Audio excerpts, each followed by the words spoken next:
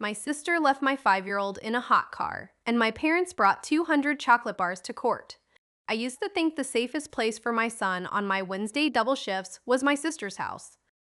My son, Kai, was 5, and he adored my older sister, Delaney.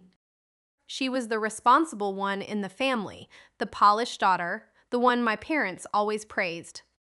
I was the young, single mom who had fought through nursing school and long hospital shifts just to build a stable life for my boy. So when Delaney offered to babysit every Wednesday, I told myself I was lucky. That morning felt ordinary. Kai ran to her door in his little shark t-shirt, grinning, yelling, "Aunt D."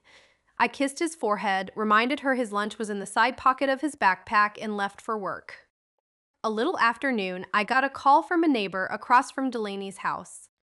"Are you Kai's mom?" "He's locked in a car outside. It's dangerously hot." I don't remember leaving the hospital. I only remember the drive, my hands shaking on the wheel, and the way every red light felt cruel. When I got there, the neighbor was already smashing the back window of Delaney's SUV with a landscaping stone. Kai was strapped inside, soaked in sweat, red-faced, barely responsive. I pulled him out and held him while the paramedics worked. At the ER, a doctor told me his temperature had hit 104. Another 20 minutes, and the outcome could have been unthinkable. I drove straight back to Delaney's house. She was sitting on the couch, TV on, acting annoyed more than concerned. When I demanded to know what happened, she shrugged. He took a chocolate bar after I told him no. I put him in the car to think about it. "He's 5, I said. "How long was he out there?" She rolled her eyes. "An hour, maybe 2. "You're being dramatic." The police arrested her that afternoon. By evening, my parents had already bailed her out. My mother called me from the station parking lot and said she was disciplining him. "You're overreacting." My father came to my apartment 2 days later and told me I was ruining Delaney's life over candy. Extended family started texting, saying I was tearing everyone apart. No one asked how Kai was sleeping. No one asked why he now cried every time I shut a car door. Then came court.